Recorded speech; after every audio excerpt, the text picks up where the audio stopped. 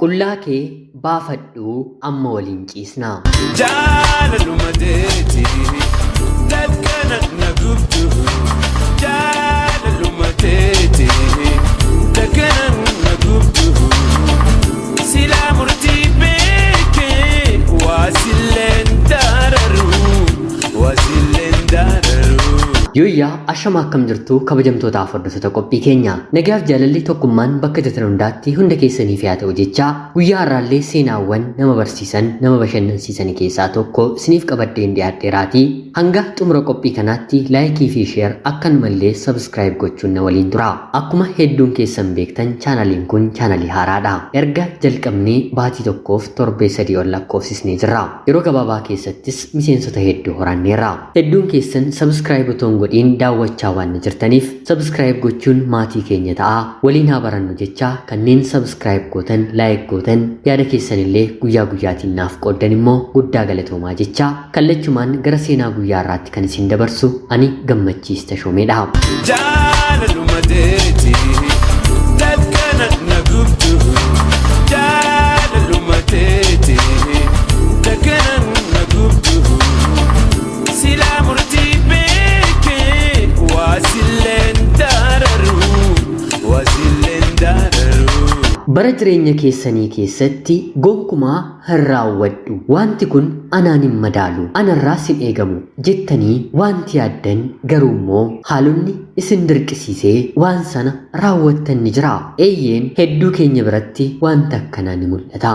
Gonkumaa kana nan godha jedhee yaadeen beeku. Gonkumaa jireenya akkanaa keessatti nan argamaa. Jireenya kana nan jiraadhaa jedheen abjoodheeyyuun beeku yeroo jennu yeroo hedduu jira. Gidduu kana toora sooshaal miidiyaa irratti agartanii dhaggeeffattanii jirtu yoo ta'e gochaa qaamni ani waraanadha uummata kiyyaaf hin dhaabbadhe jedhee Oromiyaa keessa naanna'u obbolaa lamaan dhiiraaf dubartii yookiin isin ajjeesna yookiin immoo waliin ciisaa jechuun dhiiga tokko foon tokko waliin akka ciisan dirqisiisan argitaniittu jedhee yaada. Dhalli namaa sammuu fayyaa godhatee sirriin otoo yaaduu obboleessi obboleettii isaa waliin obboleettiin obboleessa ishee waliin ciisuudhaaf carraa gochuu miti carraa itti yaaduyyuu hin argatu. Haa ta'uutii garuu gochaa sukkanneessaan kun orma irratti biyya hambaatii kan argine otoo hin taane ijuma keenyaan nama afaan keenya dubbatu namni hedduun nama qaamaan beeku sanuummoo nan qabsaa jedhanii obboloota keenya bosona keessa jiraniini. Kana yeroon jedhu dhugaaf haqaaf dhiiga oromummaa deebisuudhaaf bonaa fi ganna aduu fi roobaan qorraa fi ho'aan gaaraa fi hallayyaan dhugaa lammii isaanii deebisuuf dhugaatti warra qabsaa'an hin dabalatu. Haa ta'uutii garuu kashlabboota guddis baddee warraaf hin taane biyyaafis hin taanetu ummata saamuuf hadoochuuf haadha manaaf abbaa manaa gudeeduuf bosona galetu gochaa kana raawwate. Hedduun keenya arginee baay'ee gaddineerra. Otuu oduu ta'ee gurraan nutti himamee kuni sobadha. Qaamni akkanaa kana hin godhu jennee amanna turre. Haa ta'uutii garuu obbolaan waliin otoo ciisuu otoo wal dhungatuu viidiyoo waraabanii nuuf gadhiisanii qaama kamiiniyyuu gochaan kun haa raawwatu. Haa ta'uutii garuu baalagummaan sadarkaa kanaa biyyittii Oromiyaa keessatti ni jira jedheen mataa kiyyaaf gonkumaa yaadeen beeku. Arguuf namatti ulfaata. Bara kana keessa sammuun keenyi karaa hedduu hadoodaa ta'eera. Yaannan yaada kanarraa isiniif kaase jaallatanii waa gochuun akka hin jirre dirqiidhaan illee haalonni namatti dhufan akka jiran haa hubannuu fi mucayyoo baay'ee bareedduu haati abbaa malee guddiste guddattees kan jabaattee fi tokkotu ture. Haati kun umurii waggaa 5 kaasee abbaan manaa ishee erga du'ee booda mucayyoo kana guddisuudhaaf bu'aa bahii isheen argite kana jedhamee dubbatamuu hin danda'u. Ija nama hedduu laaltee hojii isheetti ulfaatus hedduu dalagdee kanarratti immoo abbaa manaa kun ala dhiira gara biraa biran gahu jettee erga abbaan manaa ishee boqotee dhiiras lagattee tokkittii dhalakoon guddifadha jettee murteeffatte. Kuni haadha mitiire ni beekna. Haadholiin hedduun yeroo ammaa kanallee ijoolleen koo harka namaan ilaaliin jedhanii abbaan manaan isaanii jireenyi itti ulfaannaan dhalatti gatee yeroo badu gargaarsa tokkollee otoo hin taasisiifiin ijoolleen isaanii namaa gadi akka hin taaneef guyyaa falkan mana namaarra naanna'anii uffata miicaa biddeen tolchaa irraa hafaa mana namaa funaanaa ijoollee isaanii nyaachisaa ofii haga buubulaa warri jiraatan tokko lama miti. naannoo keenya kumaatamaan kan lakkaa'amantu jira. Maarree maatiiwwan akkanaa kan isaan xiyyeeffatan ijoollee isaanii irratti waan ta'eef waa'ee isaaniif gonkumaa hin yaadanii. Haa ta'utii garuu humni kun immoo yeroo booddee dadhabaa dhufee dhukkubarra saammuusaa. Maarree haadha mucayyoo kanaas kan dhaqqabe kanuma.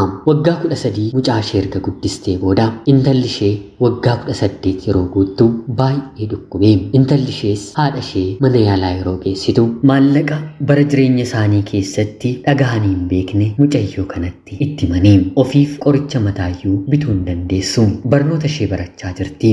Baradheen haadha koof nan dabarsa karoora kaayyoo jedhu qabattee baratti. Dadhabinni haadha ishee yeroo hundaa waan itti dhagahamuuf abjuun ishee haadha isheef waan guddaa gochuudha. Haa ta'uutii garuu otoo isheen daandii barnoota ishee irra jirtu dhukkuba kanaan immoo maallaqa isheen dhageesseeyyuu hin beekne gaafatamte. Maallaqa kana yoo kanfaluu baatte haati kee yeroo gabaabaa keessatti boqochuu dandeessi jedhanii itti himanii. Kanaan mucayyoon kunis hiriyoota ishee nama beektu haati isheellee nama beektu gargaaruunii ni danda'u kan jedhamte hundumaa gaafatte. Haa ta'uutii garuu maallaqa jedhame tokko 10 argachuu hin dandeenye. Otoo argituu ijaan haadha ishee dhabuufi abjuun ishee haadha isheef jiraachuudha. Haa ta'uutii garuu haadhatti guyyaan du'aa yookiin immoo boqonnaa dhiyaateera.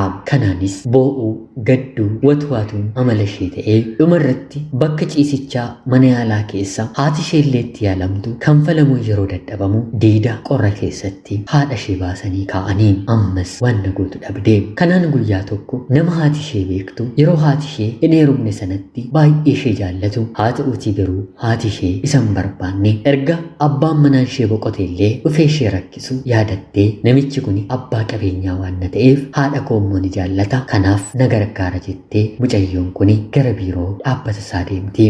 Akkuma ishee argeen baay'ee guddatte sittis bareedeera haati kee nagaa isheetii jedhee gaafateeni. Isheenis nagaa gaafattee dinqisiifachuusaaf galatoomii jettee haadha ishee rakkoon akka mudate isatti himte. Innis jalqabarra nahuun maal taate jedhee gaafateeni. Isheenis dhukkubsattee mana yaalaa erga seentee baatiiwwan akka lakkoofsistee fi dhukkuba ishee irraa immoo fayyuuf maallaqa hedduu qarshii haga kanaa akka isaan barbaachisu itti himte. Kanaan na gargaarii jettee gaafatteeni. Yeroo kanatti namni kun xiqqoo itti yaadee akkana jechuun deebiseefi maallaqni kun isiniif baay'ee guddaadha.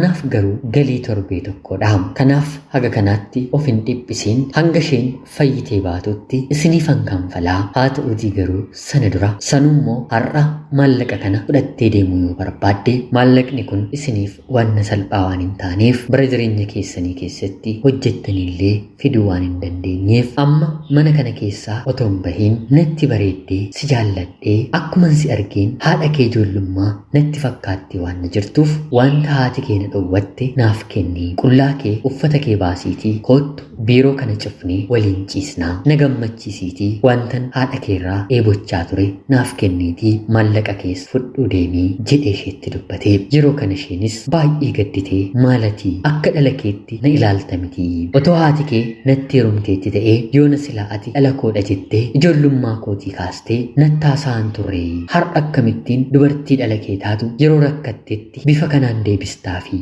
jettee gaafatteeni. Yeroo kanannis maallaqni waan salphaa miti. Yoo kana raawwatte ni fudhatta yoo raawwachuu didde immoo ni dhiistaa. Kun dhimma walii galuuf dhiisuudha. Yoo waliin galle deemuu dandeessaa jedhee deebiseefi. Yeroo kana isheenis maallaqa kee qabadhuutii boolla galii jettee aariidhaan biiroo sana keessaa baate. Kanaan innis deebitee yoo dhufte wanta ani si gaafadhu ammaaf ammatti yaadeen ishee xiqqoo kana akkan si gaafadhe miti itti caalaan bulaa. Kanaaf har'uma siif wayya ture jedhee isheetti dubbate. Isheenis gadditee siree haati ishee irra ciiste qabattee hirqinfattee boossii. Carraa ishee mudateettis boqonnaa malee gadditi. Kanaan otoo jettuu naannoo torbee tokko teessee yaaltonni mana yaalaa dhufanii daftee haati kee yaala hin argattu taanaan yeroon lubbuudhaan jiraachuu ishee kan dura kennameef irraayyuu baay'ee gadi bu'aa jiraa sodaachaa jirraa jedhaniitti himanii. Kanaan isheenis maallaqa kana argachuu waan hin dandeenyeef namni kun kan gaafate gochuu dirqamte otoo hin jaallatin jechuudha. Kanaanis gara biiroo isaa deemtee jettee tole haa ta'u wanta barbaadde narratti raawwadhuuti maallaqa kana naaf kennii jettee gaafatteeni. Yeroo kanatti namni kun immoo haadha kee ani waliin ciisuuf qofa miti kan hin barbaadu haadha manaa koo akka naaf taatuuf ture natti heerumii yoo natti heerumte si fuudheen haadha manaa koo si godheen haadha kees siif fayyisaa jedhee gaafateeni. Isheen waliin ciisuuf murteessitee dhufte inni immoo gaa'ilaaf ishee gaafate. Haa ta'utii garuu ammas lakkii hin barbaadu jettee dhiistee deemte. Guyyaa 3 bultee ammas haati ishee baay'ee akka laafaa jirtu yerootti man haa ta'u jettee gaa'ilaaf murteessite haadha ishee fuudhuudhaaf kan barbaadutti deemtee heerumte. Namni kunis abbaa qabeenyaa waan ta'eef guyyoota muraasaa keessatti gaa'ila raawwatee hiriyoota isaa waamuun cidha godhee mana isaatti galfate. Kanaanis manatti erga isheen galtee booda har'aa kaasee mana kanaan baatu ati haadha manaa kiyyadha haadha kee bakka jirtu natti himi kanfaltii barbaachisu kanfaleen siif wal'aanaa jedhee isheetti hime. Isheenis tole jettee fayyuu haadha ishee eeguu jalqabde. Haa ta'uutii garuu guyyaa tokko hospitaalaa bilbilli bilbilamee fi haati kee intala tokkittii si qabdi atis gattee baddeeyyii guyyoota muraasa keessatti reeffa haadha kee fudhachuuf qophaa'ii hafuura xiqqootu haadha kee keessatti hafee jedhanii isheef bilbilu. Yeroo kana isheenis maali haati kiyya yaala hin arganne moo jettee yeroo gaafattu lakkii maallaqni toon kanfalamiin akkamitti yaala argachuu dandeessi jedhanii deebisaniifi abbaan manaa ishee maallaqa akka hin kanfalle hubatte. Kanaanis yeroo inni gara manaatti deebi'u maaliif haadha koof maallaqa hin kanfalle jettee yeroo gaafattu natti heerumte malee yoom daa'ima si fakkaattu naaf deessee yoo naaf ulfoofte malee maallaqa kana deemee hin kanfalu jedhee si'a sadaffaaf ishee ganee. Kanaan mucayyoon kunis gochaa abbaan manaa ishee kun irratti raawwachaa jiruun baay'ee gaddite. Haadha ishees deemtee ilaaluu hin dandeessu. Mana akka hin baane ishee dhorkeera. Har'a moo boru haati koo duutee isheen dhagaa jettee boo'aa mankararaa mana keessa otoo jirtu guyyaa tokko dargaggeessi tokko balbala mana isheen jiraattu dhufee rukute. Kanaanis abbaan manaa ishee akka mana keessa jiru gaafate.